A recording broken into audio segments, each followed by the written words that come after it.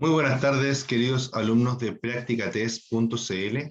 Espero que se encuentren todos muy bien. Mi nombre es Ricardo Cornejo, ¿cierto? Y estamos aquí para hacer la cuarta clase de este ciclo de 5 clases, ¿cierto? De preparación para la clase C, ¿ya? En esta oportunidad nos toca la última clase que habla de técnicas de conducción, ¿ya? Estas técnicas de conducción eh, hablan acerca de muchos detalles, ¿cierto? Y de la forma en la cual debemos tomar decisiones también en nuestra conducción, ¿ya? Obviamente siempre, siempre, siempre es recomendable que ustedes tomen una clase o un curso, ¿cierto? De conducción eh, digamos, de forma práctica, ya arriba de la moto con un instructor certificado o un instructor competente, ¿cierto? Para la instrucción, ya. Y lo más importante es que esto se realice en un ambiente controlado, ya no en la calle, ya puede ser alguna ruta de tierra, alguna ruta de alguna pista, algún estacionamiento, en donde se pueda realizar la práctica o el aprendizaje de la motocicleta sin tener el problema de los demás vehículos que están en el tráfico, ¿cierto? O de la vía pública, ¿ya? Entonces, siempre recuerden que todo lo que ustedes puedan gastar en este tipo de cosas va a ser una inversión y no un gasto, ¿ya? Empezamos a hablar hoy día acerca de la conducción en curvas. Dice, un vehículo que se aproxima a una curva tiende a continuar su desplazamiento en línea recta. La magnitud de la fuerza centrífuga o fuerza lateral que en una curva tiende a sacarlo de la carretera depende directamente de la velocidad y de lo cerrada que sea la curva. Entonces, si nos ponemos a pensar lo que dice estas primeras líneas, ¿cierto? Es que nosotros entre más rápido vayamos y entre la curva sea más pronunciada, más cerrada, ¿cierto? Van a haber más probabilidades de que no podamos mantener la trayectoria deseada, es decir, que no podamos ir por donde deseemos ir, sino que más bien vamos a terminar perdiendo el control y la moto va a salir, ¿cierto?, del espacio seguro de la calle y va a terminar probablemente en una barrera, en un barranco, en la pista que viene con el sentido opuesto. Entonces debemos tener mucho ojo en esta situación, ¿cierto?, cuando estemos conduciendo en curvas. En las curvas, para empezar, lo hablamos cuando hablamos acerca de los frenados. En las curvas, para empezar, no debiéramos frenar, ¿ya? Si nosotros frenamos en la curva, es porque ya tenemos o ya tomamos una mala decisión. Y esa fue no haber frenado lo suficiente antes de la curva. Cuando uno entra a la curva, debe entrar a la curva incluso ligeramente acelerado, ¿ya? O acelerando. No estoy hablando de ir rápido, estoy hablando de ir acelerando, que son dos cosas distintas, ¿ya? Ir incrementando la velocidad muy suavemente desde una velocidad muy moderada, ¿cierto? Sin obviamente nunca pasarnos a una velocidad tan rápida que pueda hacer que nos veamos, que pueda hacer que podamos perder el control. De esta forma, cuando vamos doblando, ¿cierto? Vamos doblando, doblando, doblando, doblando.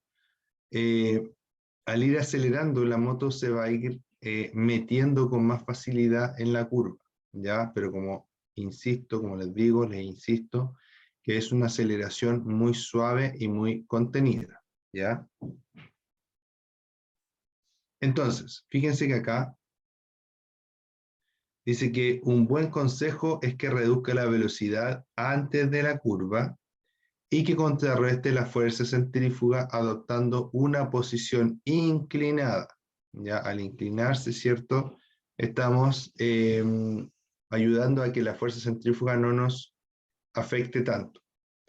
Para enfrentar el manejo de una motocicleta en una curva, es esencial mirar al punto de fuga de ella. Vamos a leer nuevamente ese punto. Dice, para enfrentar el manejo de una motocicleta, ¿cierto? Para manejar una motocicleta en una curva, es esencial, ¿cierto? Es importante mirar el punto de fuga de ella.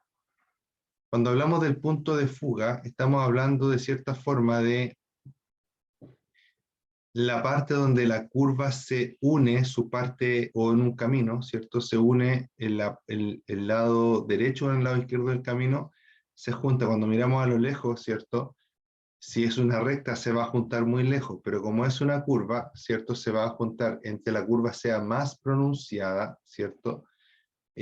O más difícil, el punto de fuga se va a juntar más cerca de nosotros, ¿ya? O el punto de fuga se va a producir más cerca de nosotros. Me levantó la mano Gary. Gary, si tiene alguna consulta, puedes dejármela en el chat, ahí yo las voy revisando y las voy contestando a medida que voy pudiendo, ¿ya?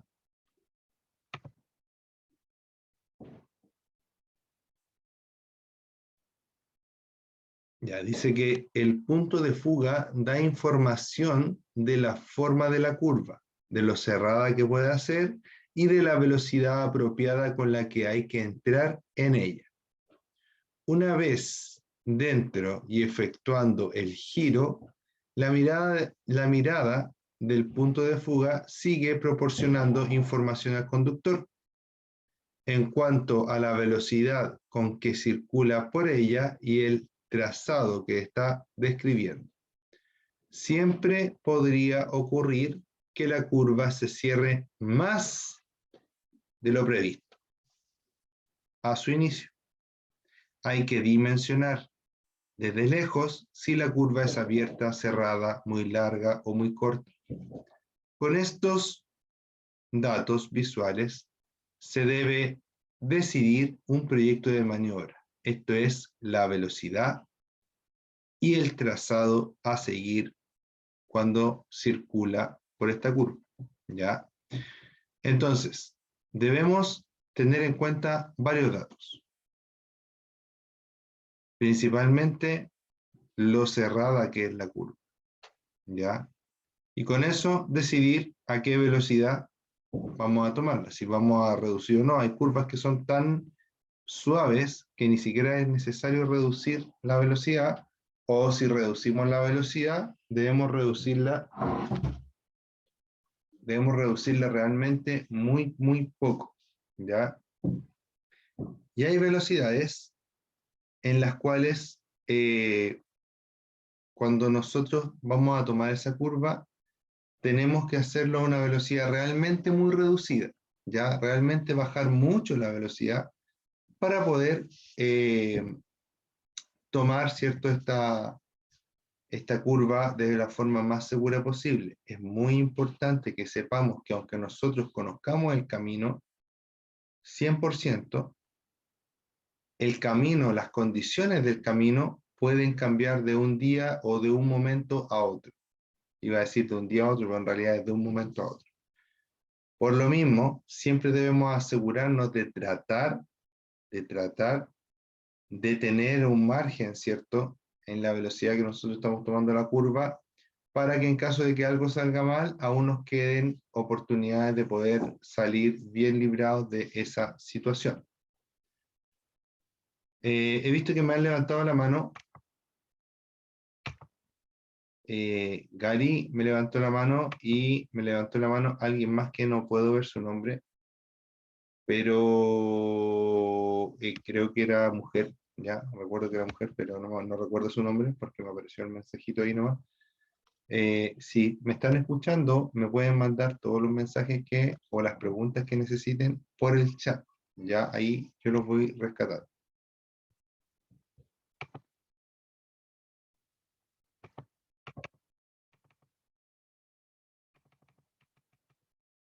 Entonces recuerde que en lo posible debe hacer todo el frenado antes de llegar a la curva y no mientras la recorre, después del punto de inicio. Si es necesario frenar mientras va en la curva, hacerlo lo más suave posible, con el freno delantero en gran medida y usar el freno trasero solo para corregir la trayectoria en casos de emergencia. Cerrar más la curva, a eso se refiere con el caso de emergencia, a que usted tenga que entrar más en la curva para evitar, ¿cierto?, salir de la pista. Dice que si al virar la rueda trasera resbala, gire cuidadosamente en el sentido de la patinada, ¿ya? Súper importante. Esto es aplicable inclusive a autos y a motos, ¿ya? Cuando la rueda, digamos que la moto aquí va circulando hacia arriba, si la rueda trasera se va hacia un lado y yo doblo la rueda delantera para el otro lado, ¿cierto? En realidad sí, va a hacer esto y se va a dar vuelta violentamente. Pero si la rueda trasera se va así y yo doblo la rueda para acá, lo que va a pasar es que se va a desplazar de esta forma, ¿ya? Cuando se nos está yendo un auto, se nos está yendo la cola de un vehículo, ¿ya?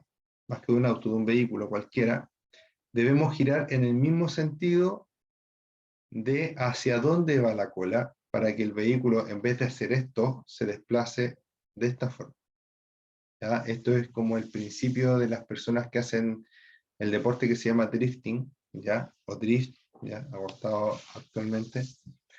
Entonces, esto permite que el auto se mantenga por lo menos apuntando hacia la dirección, el auto o la moto o el vehículo, hacia la dirección que iba originalmente. Si usted se equivoca y dobla hacia el otro lado, lo que va a hacer el vehículo es que va a hacer un tronco, ¿ya? Y va a girar y va a quedar vuelto hacia el lado opuesto, sea una moto, sea un auto, sea un bus, sea un camión. Es relativamente aplicable para todo, ¿ya? Relativamente aplicable, no soy muy experto en vehículos pesados, por si acaso, ¿ya? Lo óptimo, dice, es mantenerse siempre aproximadamente al centro de la pista. ¿Por qué habla de mantener siempre aproximadamente al centro de la pista? Si yo me voy muy a las orillas de la pista, muchas veces las orillas están más sucias que el centro, ¿ya? Y otra cosa importante es que al centro yo voy a tener un margen, ¿cierto?, hacia la derecha y un margen hacia la izquierda en los que me voy a poder estar desplazando. Deme un segundito, por favor.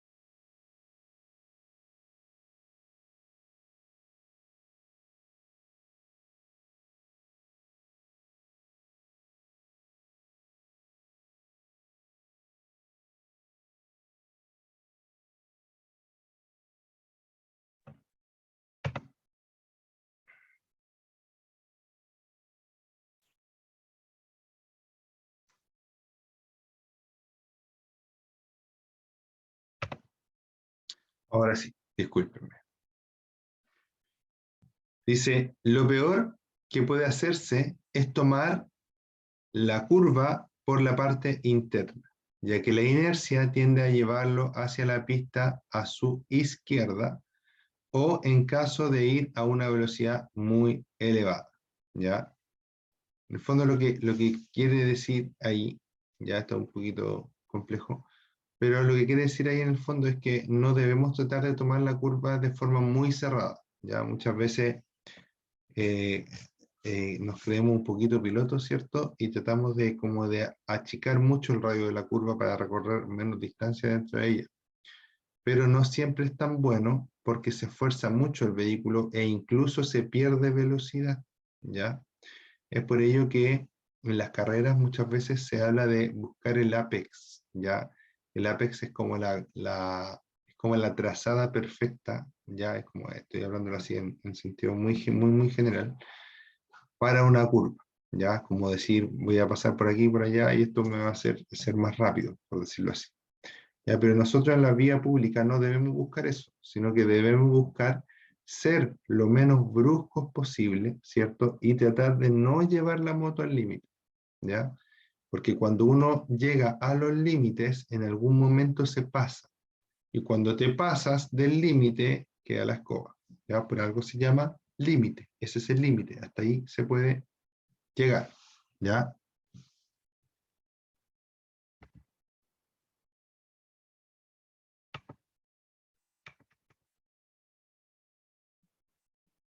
Entonces debe mantener siempre el trazado dentro de la pista que le corresponde. Es por eso que se hace necesario llegar a la curva a una velocidad reducida. Un exceso de velocidad puede producir, tomar la curva muy abierta, cambiarse de pista y chocar contra otro vehículo o contra barreras de contención, ¿ya? En este punto, cuando yo hablo de barreras de contención, me imagino una barrera que me va a contener, ¿ya? Pero la verdad es que la barrera de contención funciona más para los vehículos que para los humanos. Y como nosotros somos motociclistas, y si ni Dios lo quiera, ¿cierto? Nos caemos en una curva y nos vamos contra la barrera de contención, esa barrera de contención no nos va a tratar nada de bien, ¿ya? Porque, insisto, está hecha para contener vehículos, ¿cierto? No humanos. Cuando la carne se encuentra con la barrera de contención, la verdad que las barreras de contención muchas veces actúan como una especie de cuchilla, ¿cierto? Y los motociclistas pueden salir realmente muy mal heridos de un impacto con una barrera de contención, ¿ya? Así que mucho cuidado con el tema de las curvas y con el tema de que podamos perder el control, ¿ya? Dice, lo óptimo es mantenerse siempre aproximadamente al centro de la pista. Lo peor que puede hacerse es tomar la curva por la parte interna, ya que la inercia tiende a llevarlo hacia la pista a su izquierda en caso de ir. Bueno, eso ya lo habíamos hablado, a una velocidad muy elevada. Además, generalmente, el centro de la pista es la parte más limpia, mientras que las orillas tienen usualmente suciedad. Súper importante, chiquillo, cuando ustedes van manejando la moto, se preocupen de tratar de llevar la moto por el lado más limpio, ¿ya? Si ustedes ven que por una pista está mojada y la otra está seca, siempre elijan la seca, ¿ya? ¿Por qué? Porque ya un poco de agua es una especie de contaminante, ¿cierto?, entre la goma y el pavimento, y ya con un poco de agua vamos a empezar a perder adherencia, ¿ya? Entonces, siempre tratemos de elegir el lado de la pista que esté más limpio, ¿cierto? Y que se vea más regular, ¿ya?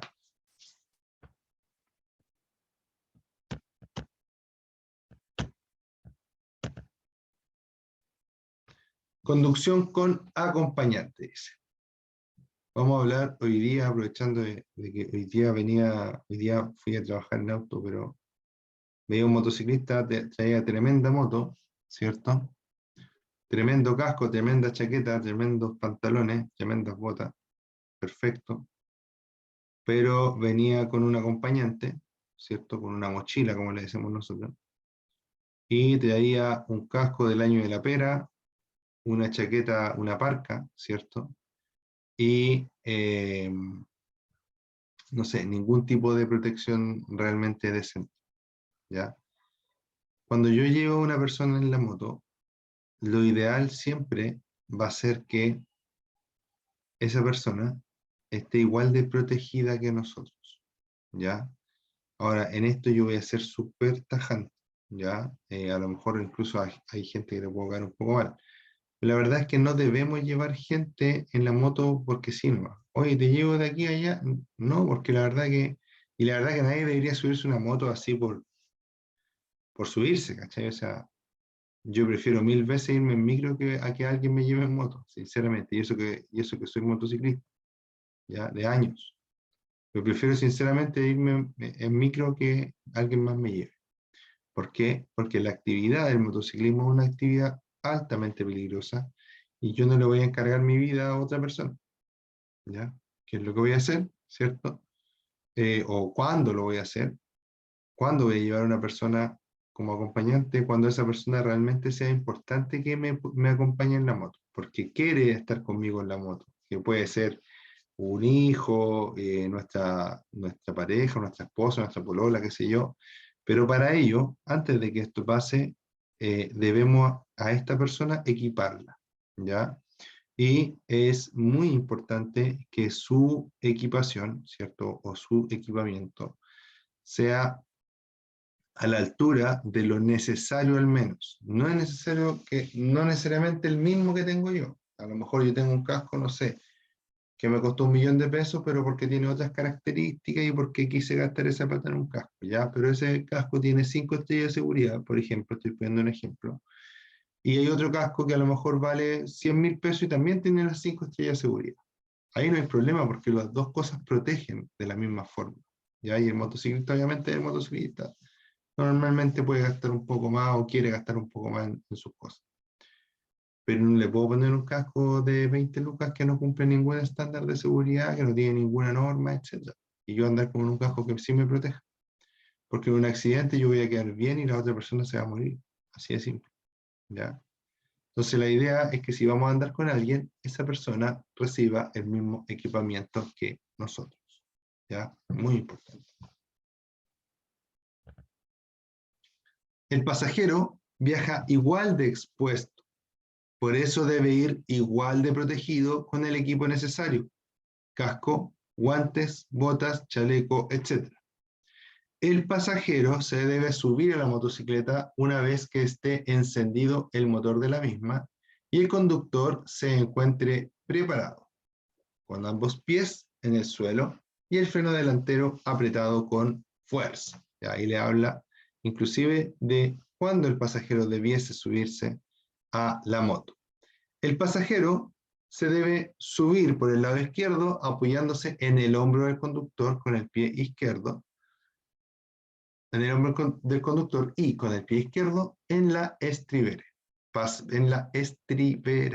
pasando la pierna derecha sobre el asiento de la motocicleta. Se debe sentar lo más adelante posible. Ya ahí el pasajero que va atrás no tiene que tener miedo, digamos, al contacto físico con el conductor. Ya eso es así, ¿ya? El viaje en moto es así, ¿ya? Entonces, se debe sentar lo más adelante posible ahorcadas, pero ojo, sin invadir la zona del conductor. Es decir, debemos sentarnos lo más juntos posible sin molestarnos y sin principalmente molestar al piloto, ¿ya? O al conductor. Se debe agarrar y sujetar con firmeza a los asideros o asas, ¿ya? Los asideros normalmente se refiere a unas manillas que pueden ir instaladas en la moto en la parte trasera, ¿ya? Como atrás del poto del copiloto, ¿ya? Como atrás del trasero del copiloto, ¿ya? O abajito del trasero del copiloto, si ustedes quieren decirlo de esa forma. Y hay otra forma, es una asa, ¿ya? O una correa que queda entre medio de las piernas del copiloto, ¿ya? Y ahí, ¿cierto? Se pone por delante los brazos y en el otro se ponen por atrás los brazos, ¿ya? Entonces, ahí normalmente son dos formas. Si ustedes me preguntan a mí, la más cómoda es la de las asas, ¿ya? Porque uno con la correa es como que va colgando un poco, como que la moto acelera y uno se va para atrás y se afirma. Y aparte que la asa normalmente es como que se mueve, como que es más elástica, por decirlo así, ¿ya? En cambio, perdón, con la correa me refiero a eso. En cambio, con los asideros, ¿ya? Eh, o con estas manillas, ¿ya? Por decirlo de alguna forma, normalmente son rígidas, ¿cierto? Son unos fierritos que lleva por ahí, Y yo voy, al irse el peso para atrás, yo tengo mejor forma de rechazar, ¿cierto? Ese impulso que va hacia atrás y por lo menos yo encuentro mucho más cómodo esa forma, cuando tiene dos manillas por atrás del copiloto, que cuando tiene solamente una correa por entre medio de las piernas del copiloto, ¿ya? He visto motos que tienen las dos también, ¿ya? Ahí cada uno sabe qué es lo que quiere conseguir de su moto. Hay algunos que les gusta que se vea bonita, hay otros que les gusta que sea muy funcional.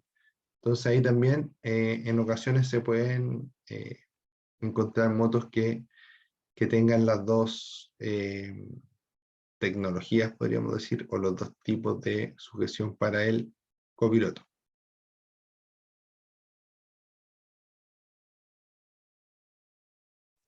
Tenga en cuenta, dice, la posición del tubo de escape o cadena o partes móviles de la motocicleta para no quemarse o introducir alguno de los pies dentro de ella. ¿Ya? Súper importante. Existen varios videos, varias fotos por ahí en internet que muestran cómo los pilotos de motocross, ¿cierto? Meten el pie, se les mete el pie a veces entre el basculante y la rueda, ya que uno dice, pero ¿cómo metió el pie ahí?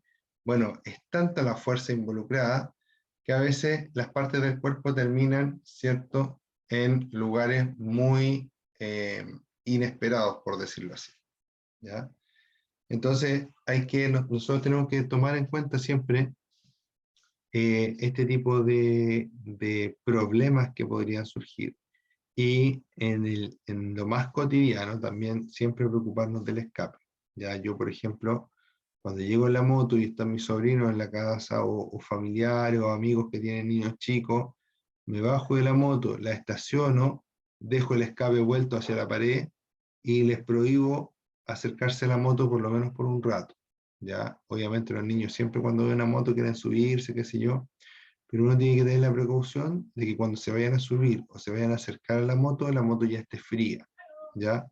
Porque inevitablemente en un momento u otro momento van a tener este tipo de problemas. Por favor, denme un segundito de nuevo.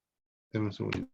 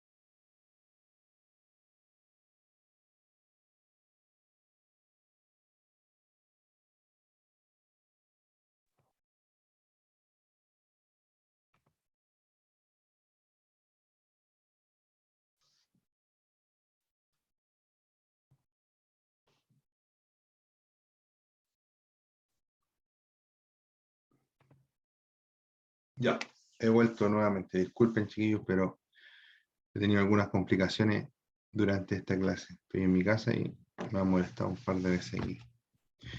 Ya, chiquillos. Entonces, recordemos, ¿cierto?, del tubo de escape. El tubo de escape es algo que puede provocar lesiones graves, ya quemadura.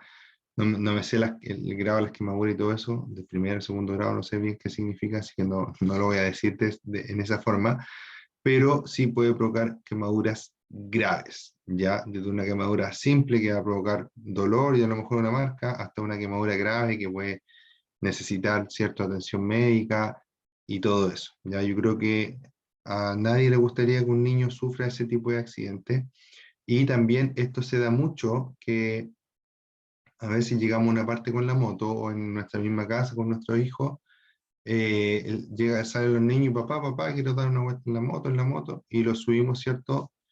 Con pantalón corto, y cuando lo subimos con pantalón corto, ¿cierto? Eh, Tocan el tubo de escape y se queman las piernas o los pies, ¿cierto? Los talones, etc. Entonces debemos tener mucho cuidado y mucho ojo, ¿cierto? Con este tipo de partes de la moto que pueden provocar lesiones graves si las personas no están bien, bien, como les dijera, atentas, ¿ya? Y aparte del tubo de escape, la cadena y cualquier parte del móvil, ¿ya? Ahí en la cadena quiero hacer también un paréntesis, ¿cierto? Que no tiene tanto que ver con el normal funcionamiento de la moto, pero cuando normalmente ya llevamos un tiempo con la moto, le empezamos a hacer limpieza a las cadenas, ¿ya?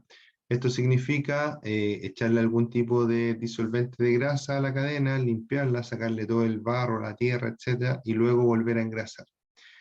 Esto muchas veces se hace con una especie de cepillo, pero se debiera hacer con la moto detenida. ¿Y qué hace la gente para hacerlo más rápido, más rápido? ¿Ya?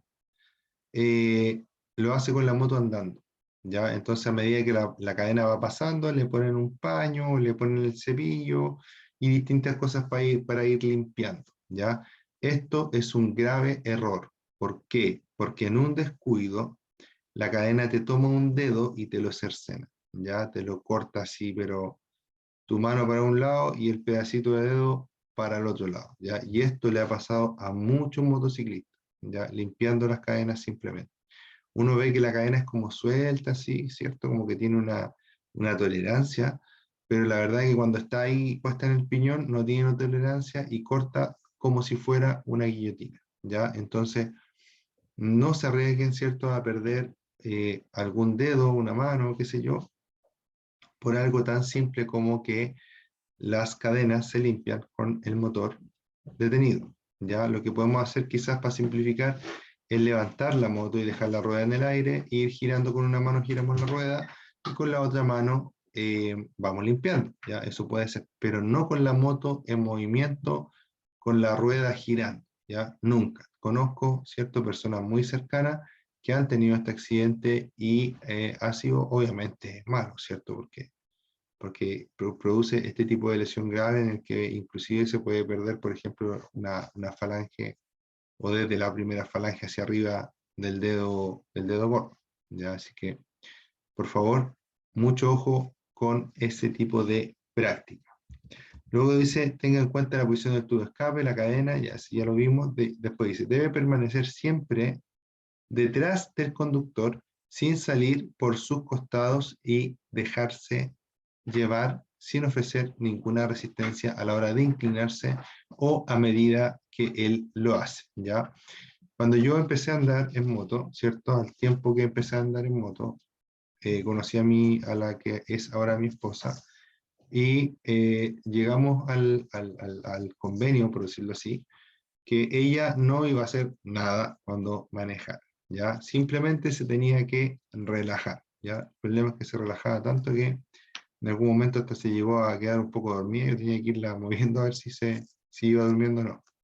Entonces, pero lo importante es que el copiloto se relaje y se deje llevar. nada más. Ya no hay que decirle expresamente, no te cargues, no trates de doblar tú, no trates de colaborar como con iniciativa propia, no.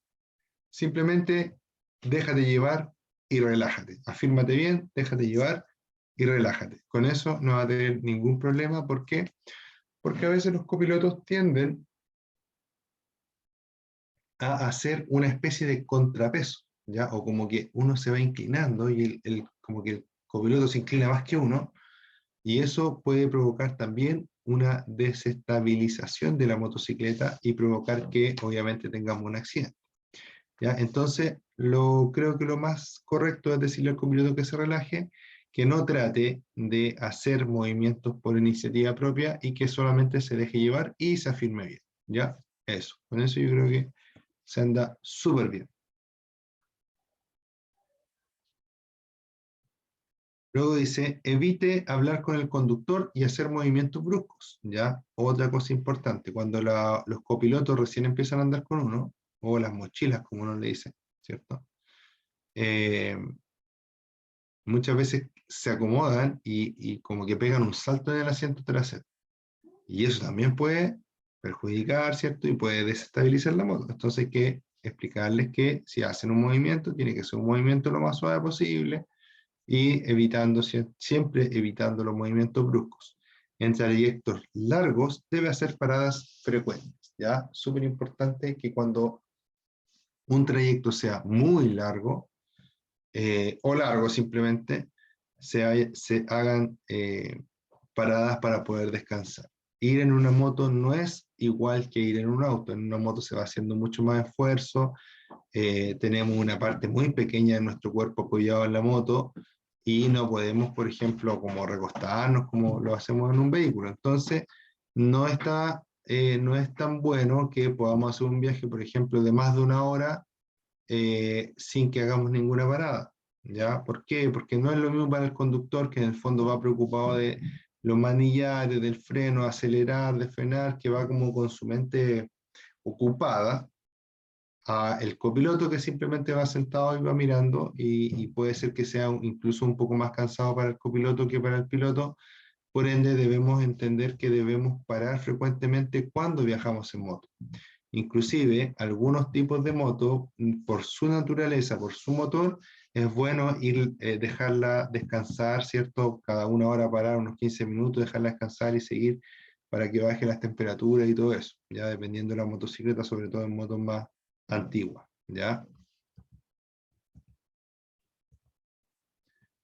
Posición del pasajero.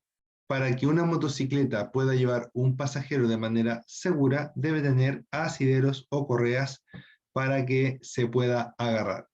En el caso de no tener, lo mejor es pasar ambas manos alrededor de la cintura del conductor y apoyarse en el depósito de combustible, ¿ya? Lo mejor es que tenga, ¿ya? Si no tiene, equipemos la moto con algún tipo de sistema de sujeción para el copiloto, ¿ya? ¿Se puede afirmar del estanque? Sí, normalmente las motos deportivas, para lograr una posición más inclinada de las dos personas que van en la moto, muchas veces eh, el acompañante o la acompañante se toma del estanque para poder, ¿cierto?, adoptar esta posición. Pero siempre va a ser recomendable que la motocicleta cuente con algún sistema de sujeción para el copiloto. Sujeción del pasajero. Es conveniente una sujeción firme, sobre todo cuando. Siempre es conveniente, ¿ya? Siempre. Pero en algunos casos más aún. El estado de la superficie o carretera es problemático y presenta mal aspecto. Para eso uno tiene que ir atento para que no nos pille desprevenidos, ¿ya? Si vemos que más adelante hay ripio, hay tierra, hay piedra suelta, hay, no sé, escombro, tenemos que avisar también al copiloto que se afirme un poco mejor, ¿cierto? Que vaya atento al movimiento de la moto. Dice que al encender la motocicleta y continuar con la marcha después de haber estado detenidos, es decir, cuando uno sale, también es importante decir al copiloto que esté atento para cuando vayamos a salir, porque muchas veces la moto sale y el copiloto, ¿cierto? Es medio chistoso, pero puede llegar a ser un problema y puede llegar a ser un accidente grave también, ¿ya? Así que también es importante cuando salimos desde velocidad cero, empezamos a andar, ¿cierto? Que el copiloto esté atento y esté firme. Y cuando se vaya a realizar movimientos o maniobras bruscas, ¿ya? Pero así como consejo, siempre es necesario que el copiloto vaya atento, que vaya firmemente afirmado de la moto, ¿ya? Usted debe saber que la motocicleta responderá de manera más lenta cuando circulas con un pasajero, ¿ya? Eso también es súper importante. Si yo estoy acostumbrado a andar solo y de repente subo un pasajero y ese pasajero, independiente del peso, pero obviamente que si pesa 100 kilos, se va a notar mucho más que si el pasajero pesa 50 kilos, ¿cierto? Entonces es importante que si nosotros vamos a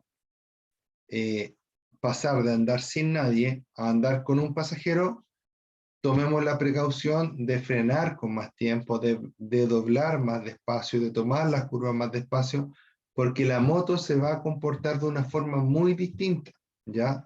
Va a acelerar menos, le va a costar más frenar y le va a costar más doblar, ¿ya? Entonces, con todo esto ya sabemos que debemos tener mucha más precaución que cuando andamos solos.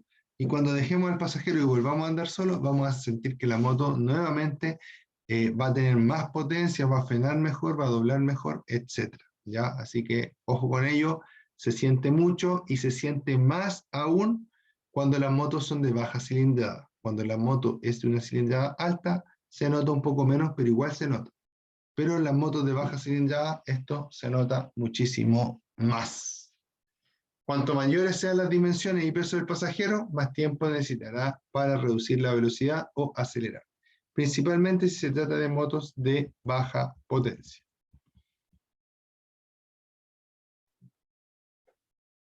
Y ahora, algunos consejos para el pasajero. Seguir los movimientos que realiza el conductor mientras conduce. Cualquier brusquedad puede acabar con una caída, los dos, ¿cierto?, en el piso. Nunca agarre los hombros o brazos del conductor. Debe viajar sujetándose con firmeza al asidero, ¿ya? Y si por algún motivo te tienes que afirmar del conductor, tiene que ser de la cintura, nunca de los brazos, nunca de los hombros, menos de la cabeza, obviamente, ¿cierto? ¿Por qué? Porque los hombros del motociclista se van moviendo mientras el motociclista va circulando. Por ende, no se puede. Al bajarse, la misma recomendación que al subirse. El conductor debe sujetar bien la motocicleta apoyando ambos pies en el suelo y accionando el freno delantero. Así evita que ésta se le vaya de las manos. Cada vez que se produzcan circunstancias especiales, avise siempre al pasajero. ¿Cuándo va a acelerar? Esto él se lo está hablando al conductor nuevamente, ¿ya? Cuando se va a acelerar, al detenerse de repente, al pasar por un bache, etc. Gesticule con su cabeza ligeramente para hacerse entender, pero sin apartar ni un solo instante su visión del camino. ¿Ya? Súper, súper importante. Ya, acá habla algo de la comunicación entre el conductor y el pasajero. Como en todo ámbito de cosas, la comunicación es muy importante. Pero la verdad es que si no contamos con el equipo tecnológico apropiado, como por ejemplo intercomunicadores, que hay de varios precios, hay algunos que son inalámbricos, hay algunos que son alámbricos, que son con un cable y unas cajitas, ¿cierto? Son un poco más baratos.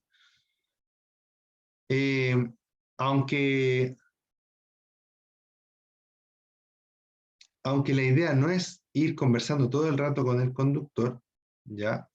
A veces queremos decirle algo. Para ello es importante que, sobre todo si no tenemos estos intercomunicadores, este equipamiento, ¿cierto? Antes de salir, hagamos una especie de código, ¿cierto? Con palmadas, una tocada de hombro, por ejemplo, una palmada en el hombro, o tocar el hombro, o no sé, algún tipo de contacto físico en el cual sea lo más claro posible lo que queremos decir. Si nosotros queremos decir que vamos a parar, ¿cierto? Por ejemplo, tocar la pierna o el muslo derecho. Si queremos que vaya más lento, tocar el muslo izquierdo. Si queremos ir al baño, hacer, no sé, otra cosa. ¿Ya? ¿Se entiende? Esto sirve tanto entre el pasajero, ¿cierto? Y el conductor, como el conductor y otros conductores también pueden hacer una especie de código con señas para poder hablar entre ambos motociclistas o entre varios motociclistas, ¿ya? Dice, si el pasajero comienza a gritar desde la parte de atrás y el conductor no le entiende por la velocidad y el viento, este puede desconcentrarse, poniendo menor atención a la conducción. Antes de iniciar el trayecto, conviene establecer un código de comunicación, como, por ejemplo, un golpecito que indique cuidado o que reduzca la velocidad al poder hablar, ¿ya? De eso se trata, chiquillos, ¿cierto? La conducción en motocicleta. Todo es preparación, ¿ya? Todo es planeación. Tenemos que organizarnos para que nuestro viaje en nuestra moto sea lo más placentero y seguro posible, entendiendo que esta actividad es una actividad peligrosa. Eso es hasta el día de hoy, amigos míos. El día de mañana nos juntamos en una nueva sesión, ¿cierto? Preparando nuestro examen clase C. Y mañana ya nos toca hablar, ¿cierto? De cascos, chaquetas, guantes, etcétera, porque vamos a hablar de seguridad activa y pasiva en la motocicleta. Les mando un gran abrazo. Mi nombre es Ricardo. Disculpen los percances que tuve en esta clase, pero espero que hayan aprendido y les haya gustado. Les mando un gran abrazo. Esto es practicatest.cl. Soy Ricardo Cornejo. Nos vemos. Chao, chao.